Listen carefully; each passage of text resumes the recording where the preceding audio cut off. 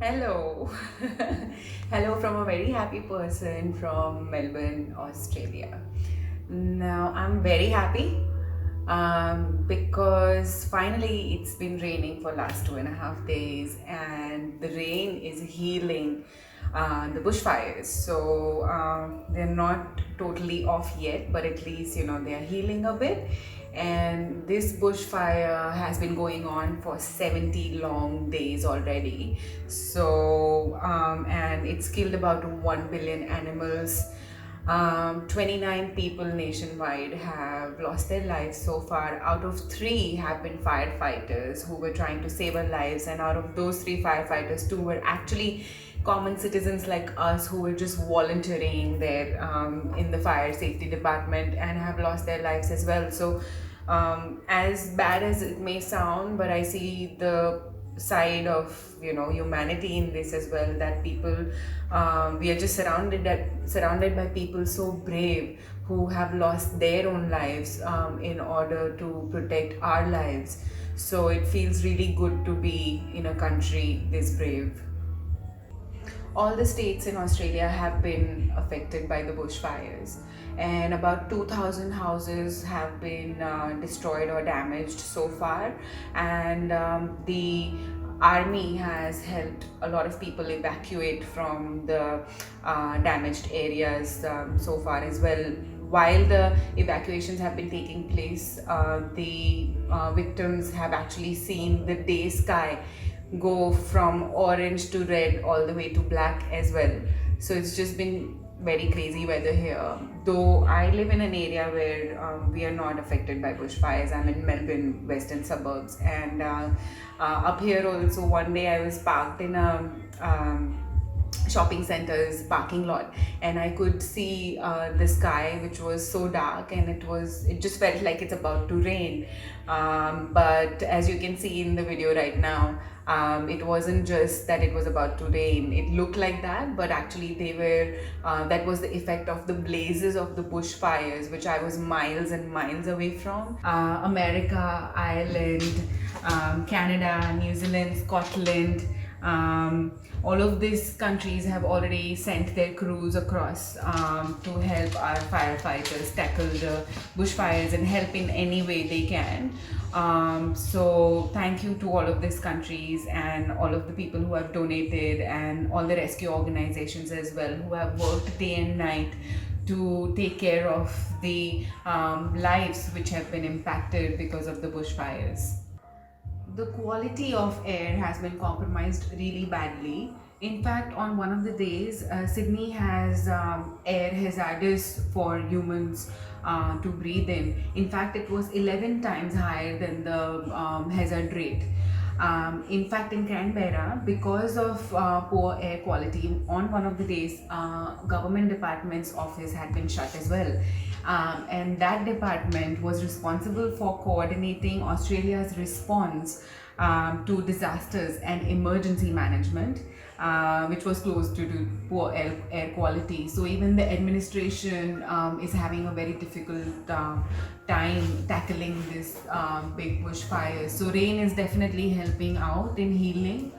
According to the news reports, we have lost 1 billion plus lives nationwide. Beidou is obviously not one of them. But yes, we've lost that many life, and this report does not even include the bees and the bugs and the flies that we have around us, and they've not even included the microorganisms and the flora and fauna that we have in the soil. It does not even include the plant life that we've lost. So one thing that worries me very greatly is that because we are losing all of this, the climate change impact could get bigger because of as the impact of all of this lives that we are losing. On top of that, this may also mean that we will have lower air quality in this area because we've lost so many trees. as the air quality went so bad in the cities, we actually took some time off and went to the rainforest to just walk a little, track a little, and breathe some fresh air. But we were very disappointed to see that most of the nearby rainforests that we have were closed, even during Christmas times and the New Year times. Yeah, we did go to the forest, and on one of the spots, I found this beautiful big trunk of a tree which was chopped down. So it was just a little part of the trunk. Even that whole trunk was just so huge that I could just imagine how big and old this tree would have been if it would have existed. And I was just thinking that, amongst this bushfire and climate change and be losing so many forests and trees and oxygen and good air to breathe. In between all of this, what would the tree be thinking? And one thing that always comes to my mind is this thought from the tree's brain that either we are cut or we are burnt. And the tree still thinks, I worry not about me, but I worry for the humans, thinking that they will be able to breathe without me. And I hope that this is just a fake news and it's not true. And if it's true, then we've just added a few more thousand camels that we've destroyed. And I don't know who the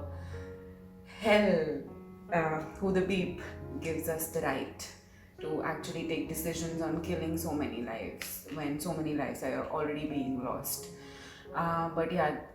In all of those decisions, one very good decision that a council that I live in has taken, which is Wyndham Council.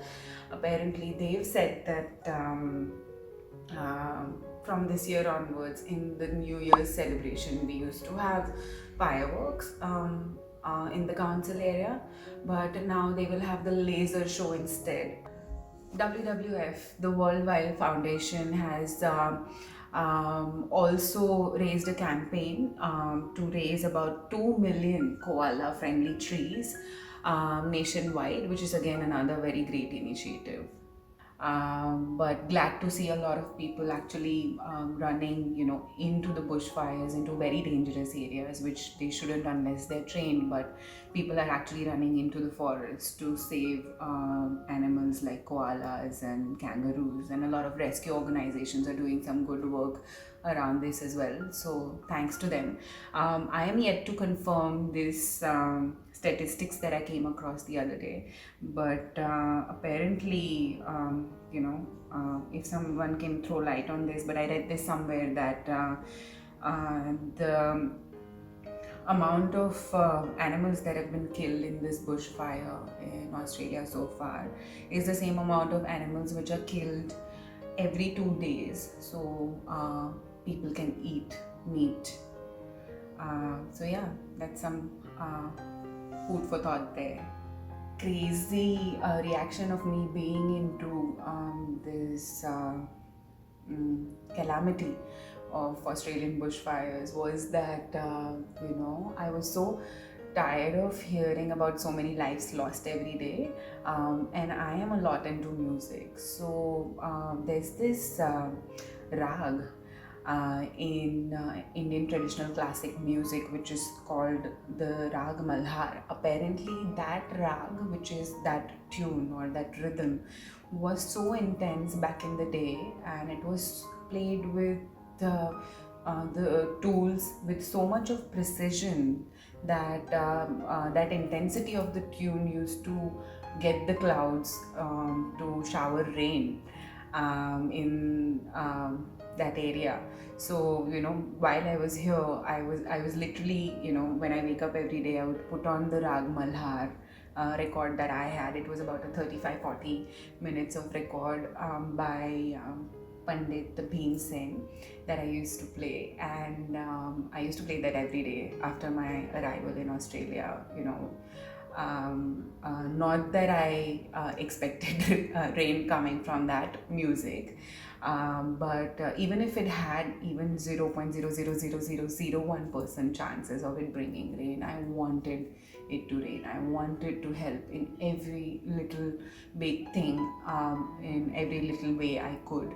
And I, made a little bit of lifestyle changes during this time as well, which I will continue. Even, when I used to visit Australia, I have a really good shower here, and I used to love taking baths and long showers and all. But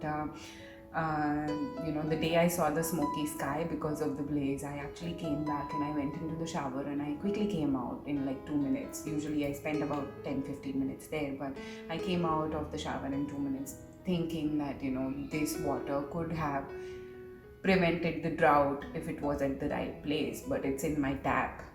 So maybe in that way as well, I am contributing to this factor. And every citizen can make their little difference in their own little way if they think like that. So if we physically cannot give any contribution, at least our thoughts should also matter. Yeah.